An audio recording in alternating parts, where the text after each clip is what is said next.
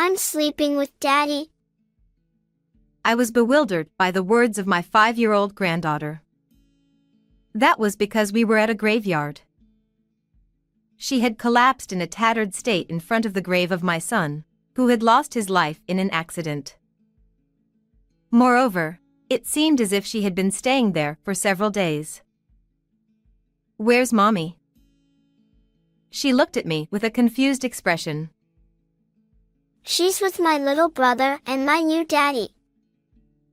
Eventually, she began to tell me what had happened, tears streaming down her face. Seeing her like this made me feel a tightening in my chest. How could they leave such a young child alone like this? Additionally, the horrifying truth came to light, and I rose up for revenge. Maggie, that's me, had struggled with infertility well into my early 30s. Then, 32 years ago, at the age of 36, I finally conceived and gave birth to my long-awaited child, whom I named Danny. I cherished my only son and raised him with all my love and care. When Danny turned 32, he came to me with some news. I'm getting married. I'm glad. Your father in heaven would be delighted too. I'll come visit to introduce her soon. And when my son arrived, he brought with him Sharon, a quiet 28-year-old woman. Please take care of Danny. Yes, and I appreciate your kindness. I found her to be a genuinely sincere person. Sharon and I would get along without any trouble between mother-in-law and daughter-in-law.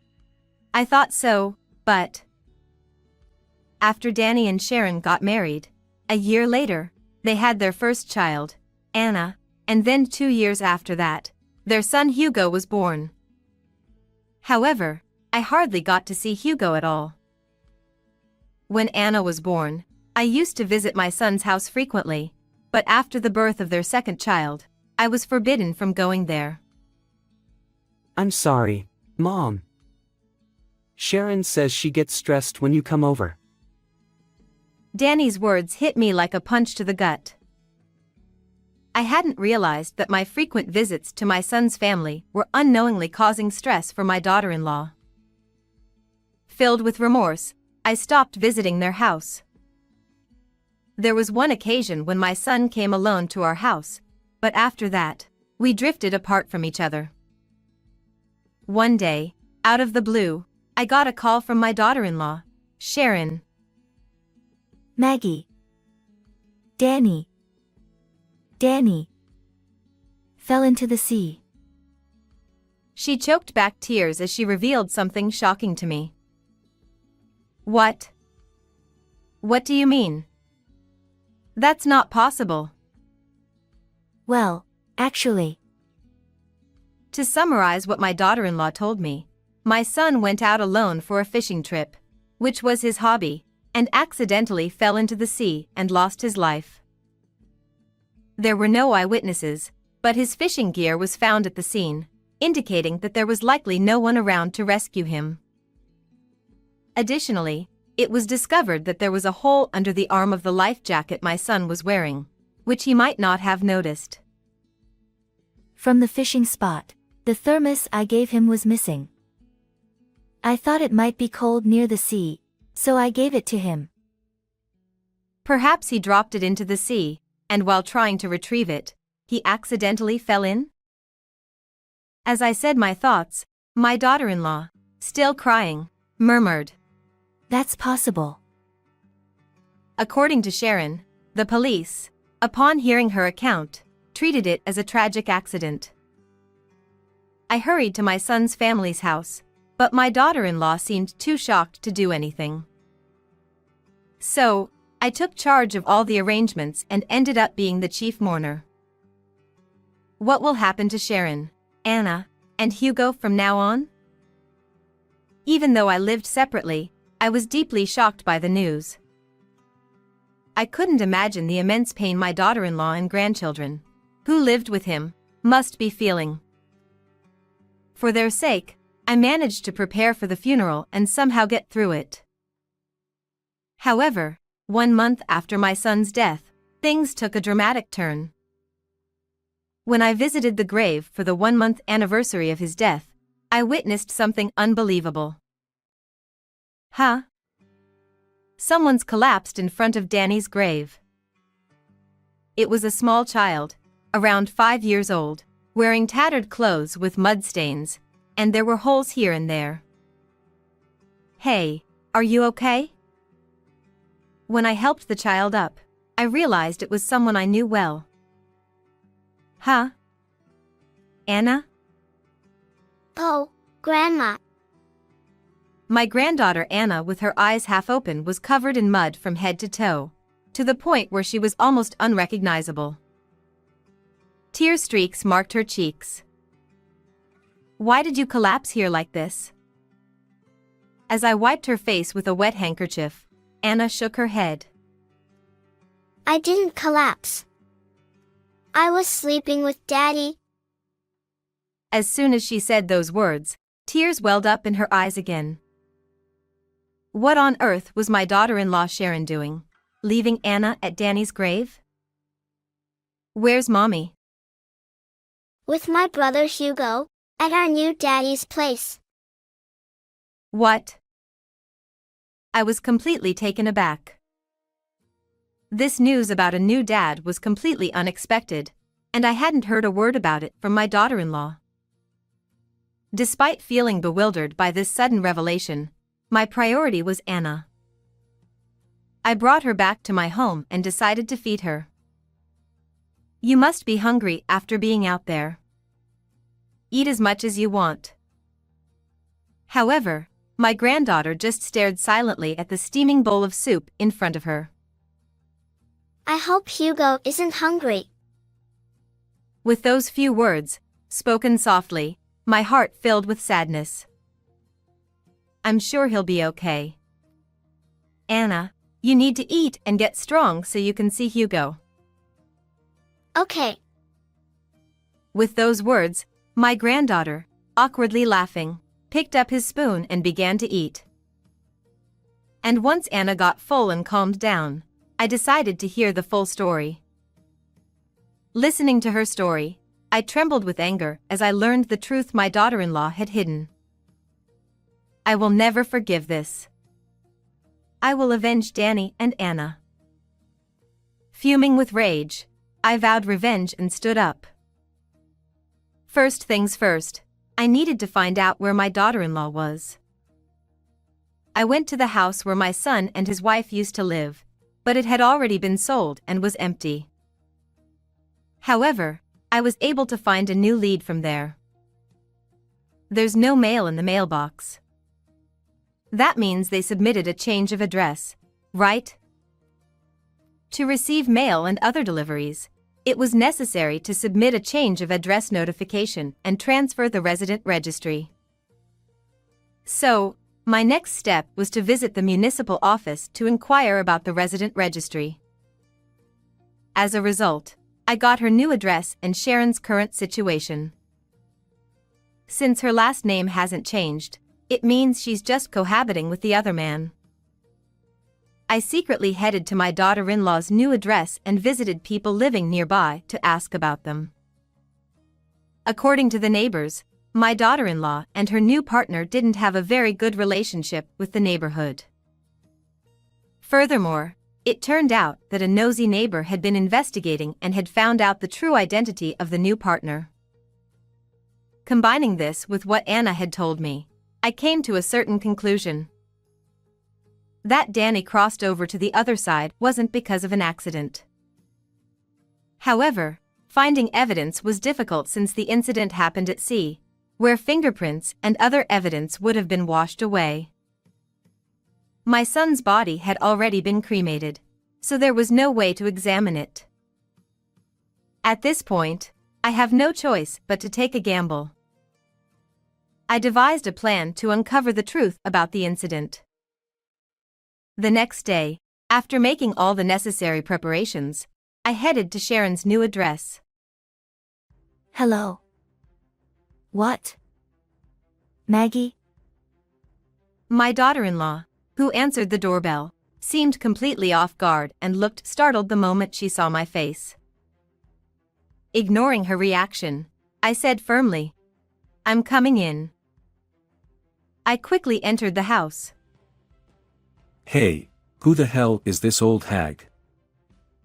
"So, you're the new dad Anna mentioned. Nice to meet you." I found my daughter-in-law, the man, and my grandson Hugo there. After making sure that Hugo was sleeping peacefully, I turned my attention to my daughter-in-law. "Sharon, if you had found a new partner besides Danny, you should have told us." Huh. Oh, well, haha.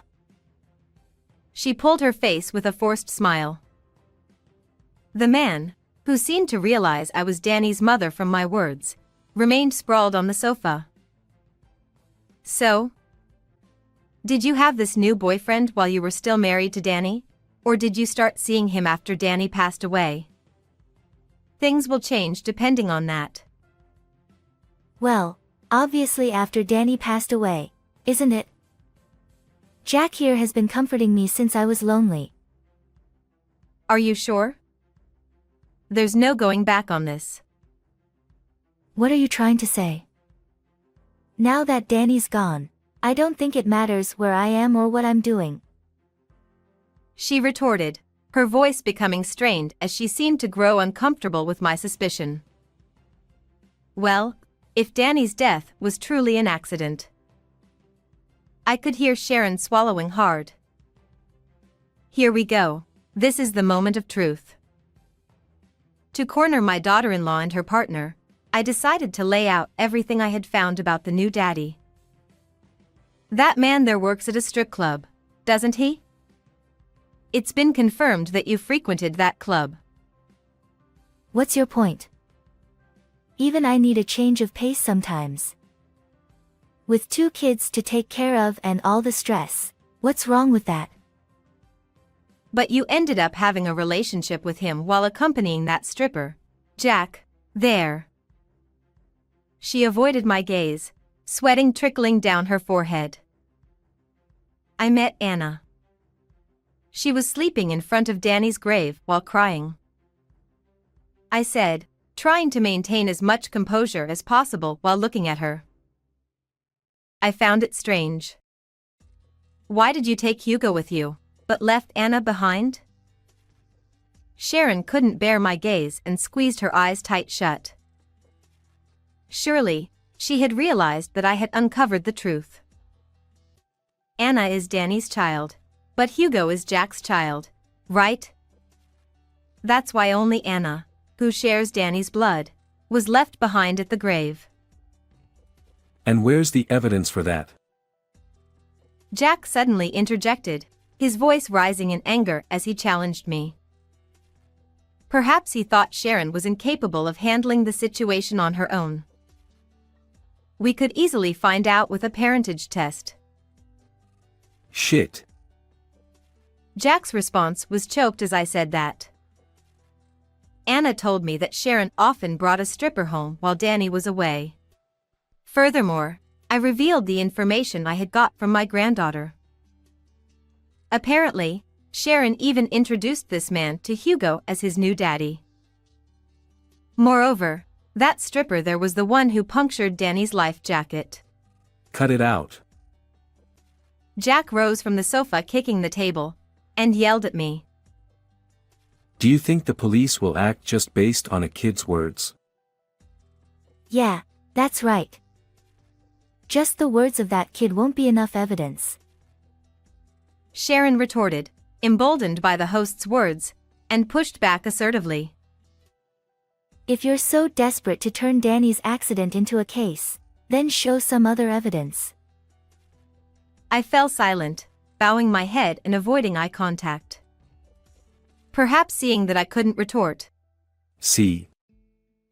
This old hag is making baseless accusations without any evidence. Jack sneered triumphantly. What should we do? If you keep treating us like criminals, we could complain about you to the police. Danny's insurance money won't fall into your laps. As I said it quietly, the stripper and Sharon exchanged surprised looks. Actually, my son visited our home alone while he was still alive. At that time, he said to me, I want you to keep this. And handed me a key to a safe deposit box.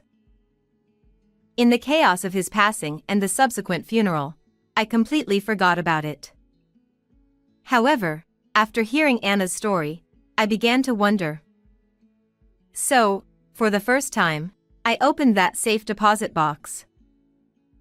There were documents for a life insurance policy and a letter in the box.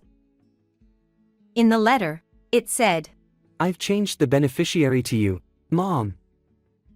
Lately, Sharon's been spending money recklessly, and I can't leave anything for the kids.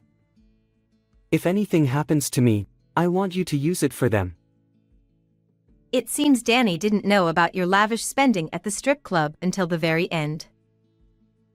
What? My daughter-in-law was speechless, standing frozen. But the stripper, noticing her reaction, suddenly changed his demeanor. Hey, this isn't what we agreed on. I helped you out because you promised to share the insurance money with me. Hold on, there must be some mistake. How do you plan to pay off the debt that has been piling up? As Sharon and the stripper, Jack, got into a lover's spat, I took the opportunity for a turnaround. Finally, you showed your true colors. What I held up was a voice recorder that I had hidden in my pocket. As soon as they saw it, they turned pale. All your confessions are recorded in this. If I submit this to the police, it's game over for you. No way. Sharon, don't let that old hag leave this house. Sharon, still pale-faced, stepped forward and blocked my path towards the front door. Now, hand over that recorder, or I'll bury you in the mountains. Just as Sharon and Jack moved to silence me, the front door burst open with force, and police officers stormed in. You thought I'd recklessly come here without any precautions? I had already called the police beforehand. Damn it. The stripper and Sharon gritted their teeth in frustration as they were restrained by the police and escorted into the police car and taken away. Afterward, the two were arrested. The stripper Jack confessed to pushing my son into the sea. The police promised to launch a reinvestigation into Danny's case. Additionally, Sharon was also charged with neglecting her duty of care to Anna. With this, I believe my son in heaven can rest assured. I've decided to take in Anna and Hugo, and we're starting a new life together as a family. They're still young and lively at the ages of 5 and 3. Although I'm busy, I'm enjoying fulfilling days now.